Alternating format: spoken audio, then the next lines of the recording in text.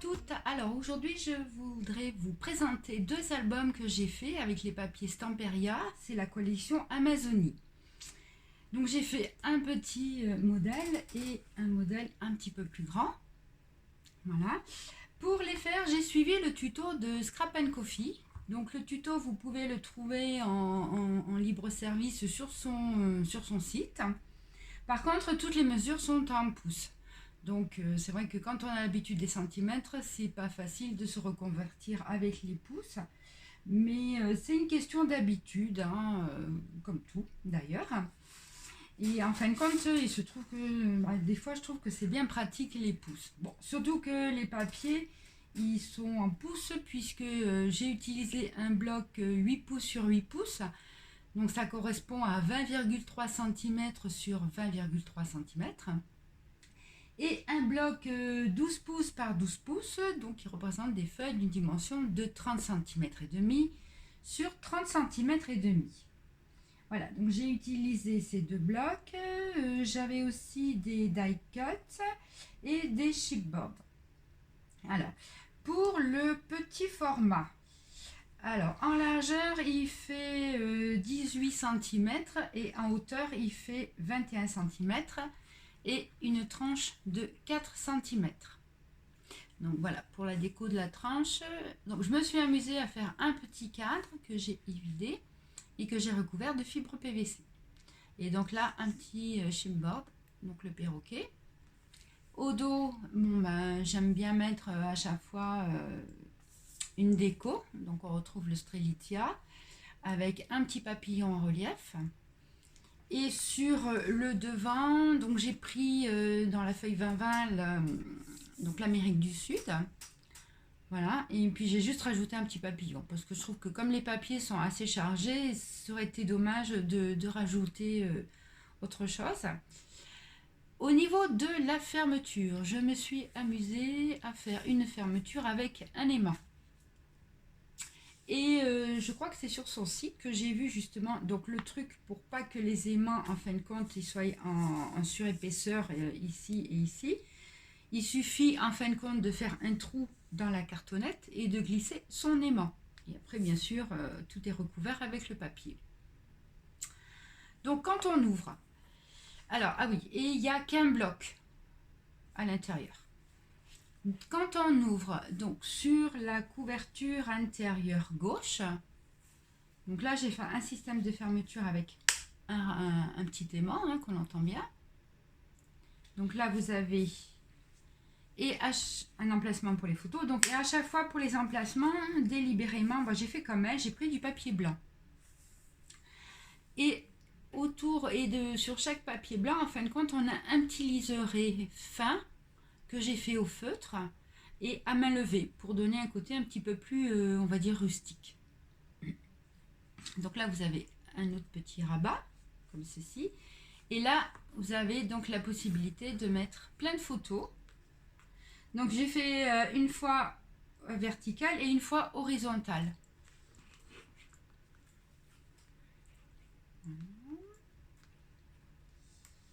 Et là, vous avez donc une pochette avec deux cartes. Donc j'ai fait une carte grand format et une format 10-15.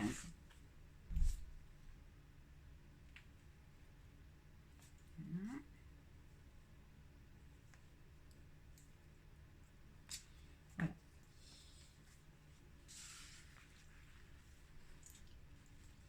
Ensuite, alors, donc ça fait 1, 2, 3. Voilà, 3 rabats. Après, il y a ça. Et hop, on ferme. Ensuite, sur le bloc du milieu. Donc, en première page, vous avez deux pochettes avec deux cartes à l'intérieur.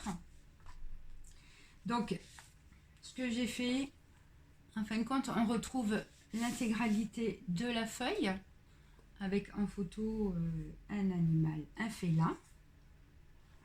Et les cartes qui vont à l'intérieur des pochettes.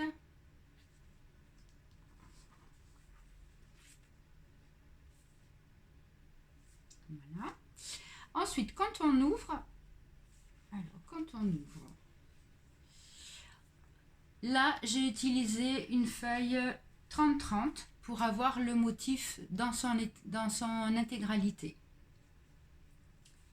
Donc de part et d'autre, vous avez des rabats, comme ceci. Après là, à l'intérieur, vous avez une petite pochette avec une encoche qui a été faite avec la punchboard enveloppe. Là, on a une petite carte.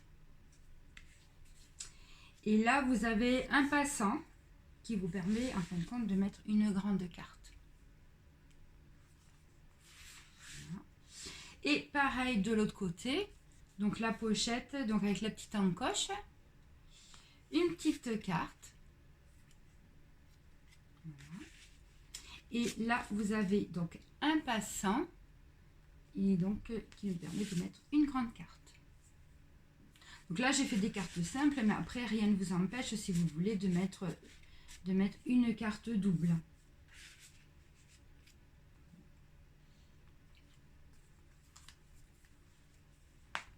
Et au dos du bloc, on retrouve également deux pochettes avec à l'intérieur une carte.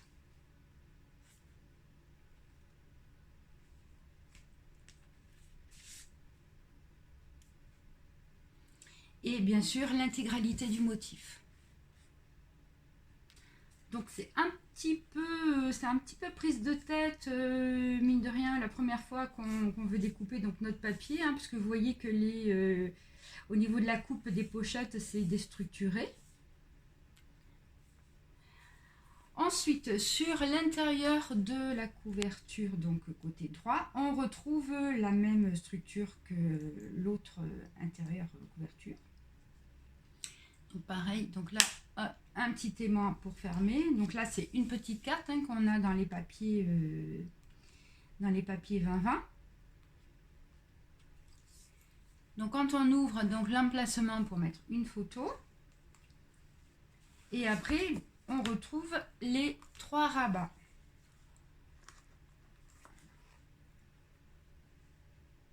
Et à chaque fois, j'ai alterné pour qu'on puisse mettre une photo horizontale et une photo verticale. Il a donc une petite pochette avec 2 cartes à l'intérieur.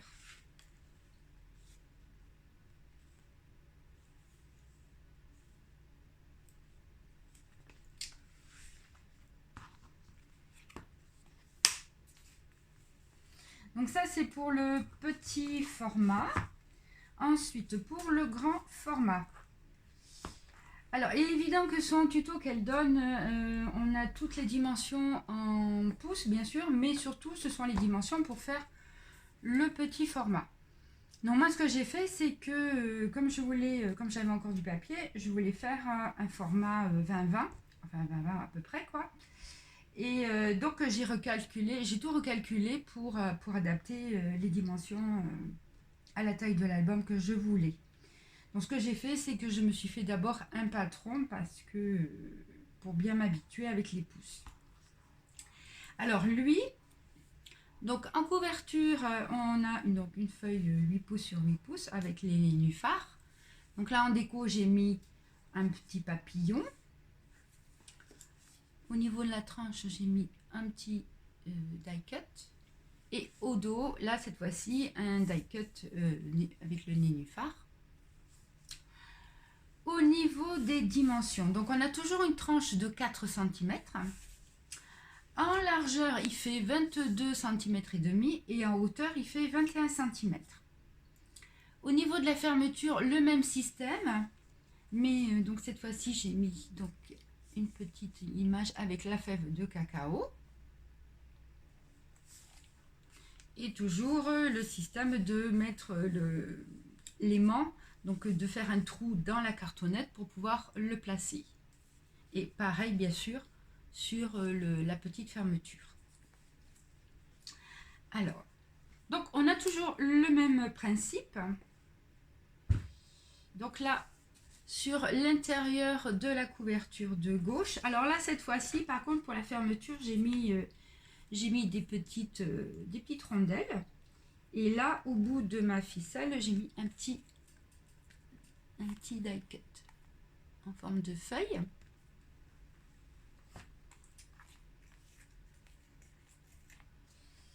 Donc là, cette fois-ci, j'ai opté pour le craft. Pour indiquer l'emplacement des photos. Et toujours mon petit filet au feutre noir, tout autour fait à main levée. Pour donner un petit côté rustique. Donc là, bien sûr, on a notre rabat et les 3 rabats. Donc à chaque fois, une photo verticale et non, là on est horizontal et ici verticale.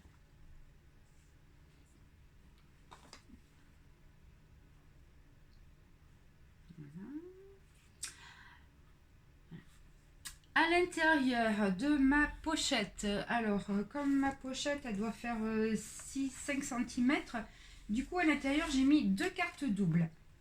Alors vous allez me dire ça, le fond c'est pas du Stamperia. Bah non, c'est pas du Stamperia parce que je commençais vraiment à être très juste à la fin du projet. Donc du coup ça ce sont des papiers de fond de chez Asa.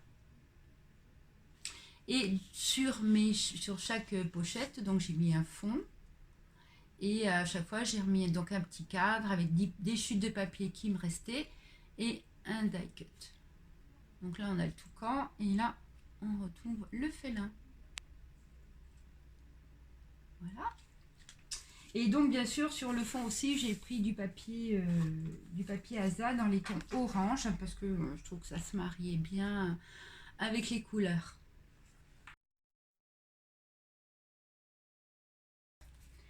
Au centre, donc, un bloc. Donc toujours le même principe, hein, avec les 2 pochettes avec une coupe déstructurée. Voilà. Donc en déco, j'ai mis un petit papillon. Et à l'intérieur, donc les cartes.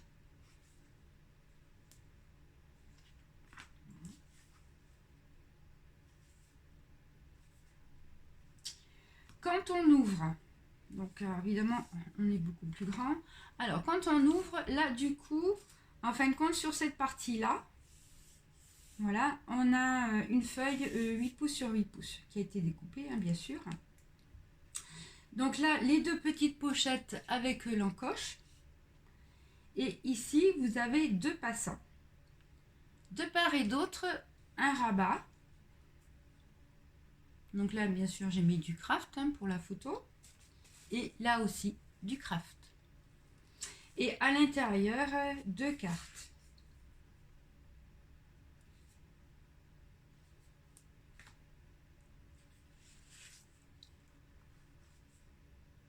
Donc, si vous voulez, on pourrait presque même en faire encore une supplémentaire, mais le souci c'est que quand on plie, après on voit ça.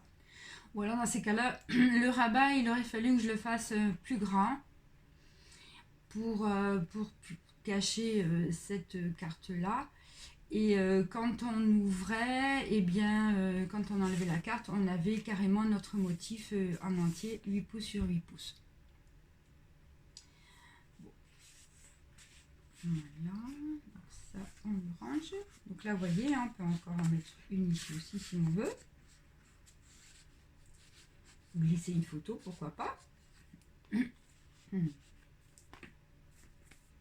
Et donc là bien sûr ça se ferme, il y a un aimant de part et d'autre pour fermer. Au dos du bloc central, donc pareil, on retrouve nos 2 pochettes déstructurées au niveau de la coupe. Avec 2 cartes à l'intérieur.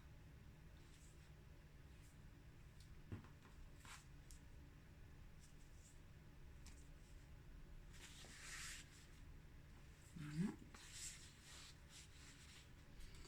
Au niveau de... Alors ça, c'est bien, on attaque la dernière partie, c'est la couverture intérieure droite. Donc pareil, mes petites rondelles pour la fermeture. Voilà, en déco, j'ai rajouté un petit insecte ici. Donc, je ne sais pas si vous voyez bien. Et un petit scorpion. Et au bout de la ficelle, j'ai mis un petit chipboard. Alors, pour vous montrer ça, va pas être facile. Voilà. Donc, toujours le même principe.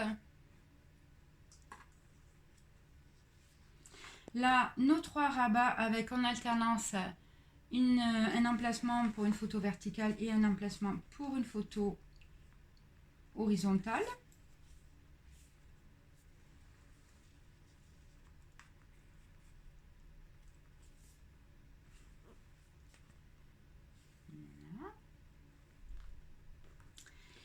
Et à l'intérieur de la pochette, 2 cartes doubles.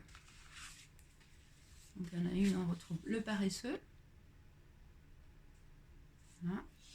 Et là par contre, donc il me restait quand même du papier pour pouvoir mettre en intégralité mon perroquet, le hara.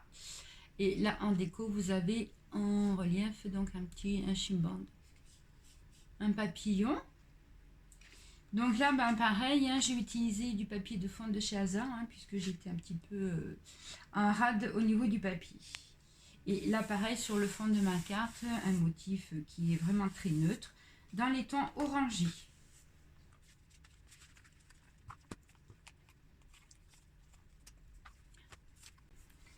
Voilà, écoutez, j'espère que ces 2 petits projets vous ont plu. Donc vous pouvez retrouver les tutos sur le site de Scrap & Coffee. Si vous voulez, je mets le lien en commentaire. Et puis je vous dis à bientôt pour une prochaine vidéo sur un nouveau projet. À bientôt!